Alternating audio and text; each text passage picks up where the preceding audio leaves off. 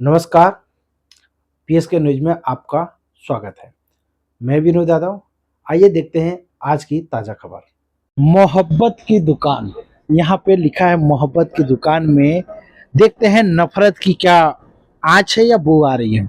ये समझेंगे क्योंकि चुनाव का माहौल पूरा नज़दीक, बिहार जैसे बिहार का माहौल आपने देखा और वहाँ से ही निकला वोट चोर गद्दी छोड़ का नारा लगा है। और यहाँ पर भी हम चलते हैं, बात करते हैं जिस तरह से पिछले कुछ दिनों में हम कई लोगों से जब हम बातचीत किए चुनाव पे, जैसे बीजेपी के कार्यकर्ताओं से बात किए, बहुजन विकास आघाड़ी के कार्यकर्ताओं से जब हमने बात किया तो उन्होंने बहुत सारे आरोप लगाया और उसमें आरोप ये लगा सबसे पहला कि 70 साल में कांग्रेस ने कुछ भी नहीं किया।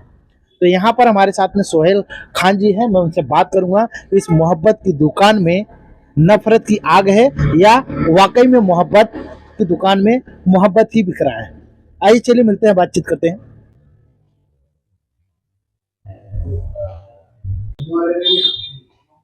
खान साहब, ऐसे आरोप लग रहे हैं कि कांग्रेस ने 70 सालों में कुछ नहीं किया, जिसकी वजह से कांग्रेस हर जगह हार रही है।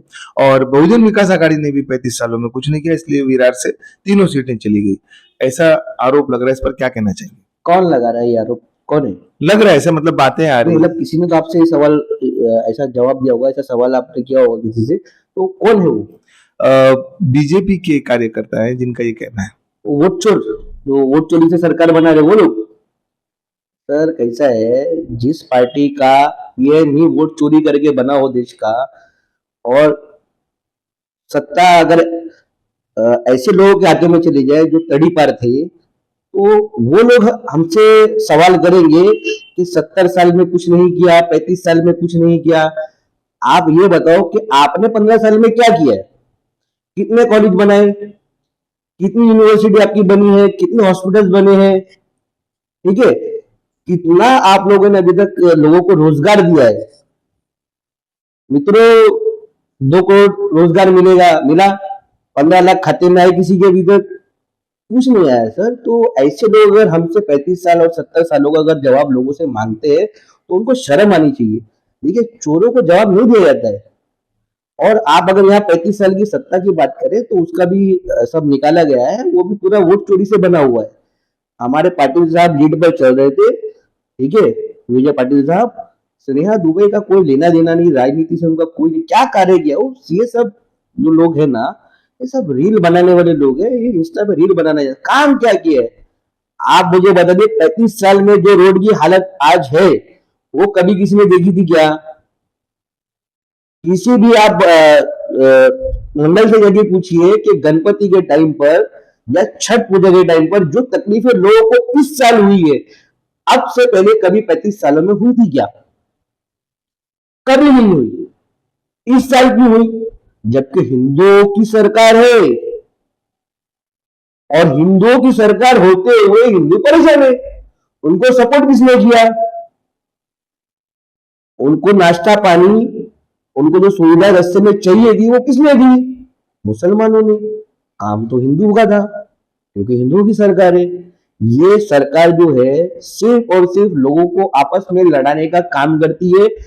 धर्म के नाम पे कैसा लड़ाया जाए, लोगों को कैसा बांटा जाए, सिर्फ इनका ये काम है, और वो काम वो बाखूबी कर सकते हैं। आप इनसे मुद्दे पे बात कीजिए, आप इनसे रोजगार पे बात कीजिए, तुरंत धर्म पे आपको डाइवर्ट कर देंगे।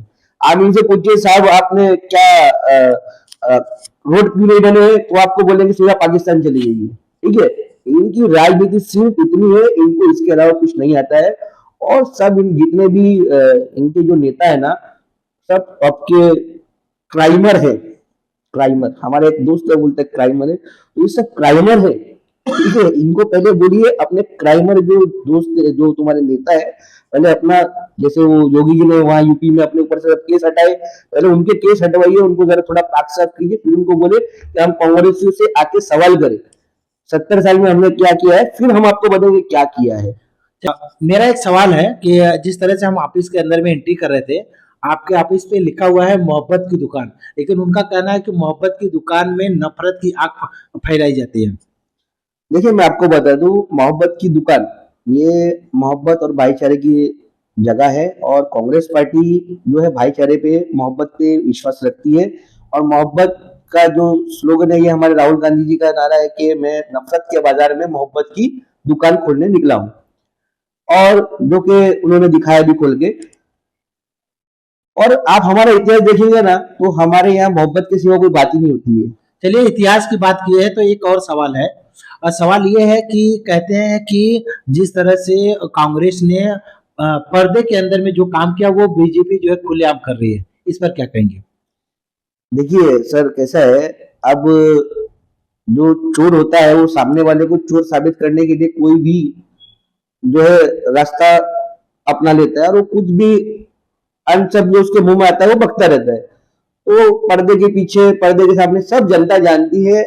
70 साल राज किया है तो पर्दे के पीछे रह के किया है काम, क्या किया है वो सब जनता को पता है, ठीक है। और ये भी पर्दे के पीछे रह के कर रहे थे। हमारे राहुल गांधी जी ने इनका ये जो चोरी का जो मुद्दा है ये बाहर निकाला है खुल के, ठीक है। ये भी सब इलेक्शन कमीशन के पीछे रहकर चोरी से पर्दे के पीछे रह के काम कर रहे थे।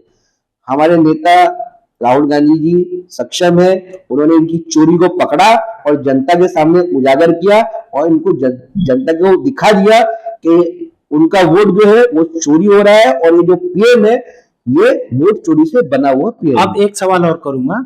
जिस तरह से बिहार चुनाव को सभी ने देखा, देश ने, वर्ल्ड में, मतलब कि विदेशों में भी देखा गया, क्योंकि सबकी नजरें बिहार पर टिकी थी।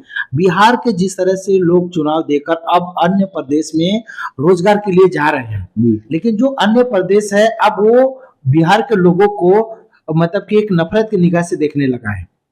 इसको किस नजरिए से आप देखते हैं कि अगर बिहार के लोग अगर दूसरे प्रदेश में जाएंगे तो वहां पे उनकी परिस्थिति कैसी होगी? देखिए, ये बिहार का जो इलेक्शन है ना, ये सबको पता है कि इलेक्शन कमीशन ने इस पे क्या किया है। जनता को सब समझ में आ रहा है, बिहार की जनता भी जानती है, और इसका नतीजा आपको, इसका रिजल्ट जो है आपको बहुत जल्दी मिलेगा, ठीक है। और दूसरी बात, जनता को जब काम नहीं, अगर किसी प्रदेश की सरकार वहां के नागरिक को काम नहीं दे सकती है तो जाहिर सी बात है उसको पलायन करना पड़ेगा।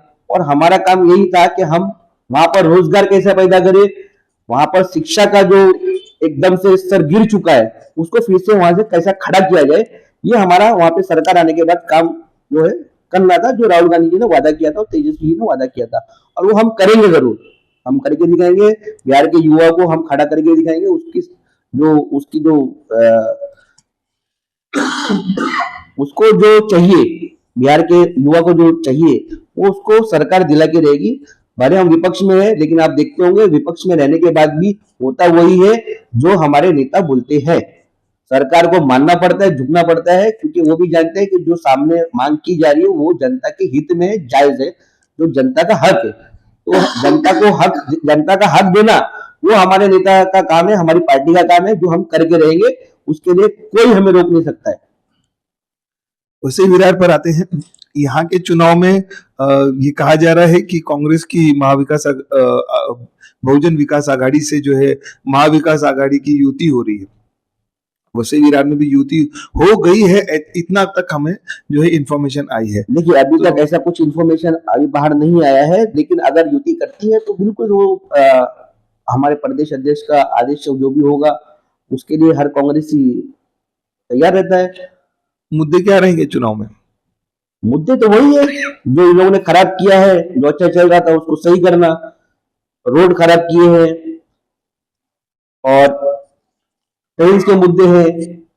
मुद्दे ही मुद्दे हैं, विधानसभा के अंदर मुद्दे ही मुद्दे हैं। जिस तरह से अभी हमारे पत्रकार मित्र ने आपसे पूछा मुद्दे क्या रहेंगे, मुद्दे क्या वही घिसे पीटे रहेंगे, जो मुद्दे खत्म होना ही नहीं चाहते इस देश से।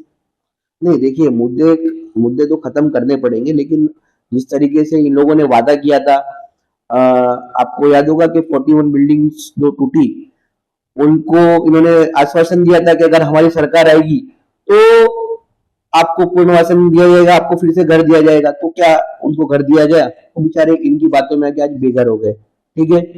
और ऐसे बहुत लोगों को बहुत सारे इन्होंने वायदे किए जो ये पूरा नहीं कर पाए, सिर्फ बेचारे रील बनाने में बिजी रह गए, क्योंकि ये रील बनाने वाले नेता है। तो वैसे विरार को ऐसे एमएलए की जरूरत नहीं, वैसे विरार को ऐसे एमएलए की जरूरत है जो काम करे और जो सक्षम हो और दमदार हो, ठीक है। तो वो सब जानते हैं कि फिलहाल दमदार कौन है और कौन विरार वसई को आगे बढ़ा सकता है, कौन विरार वसई के लिए काम कर सकता है।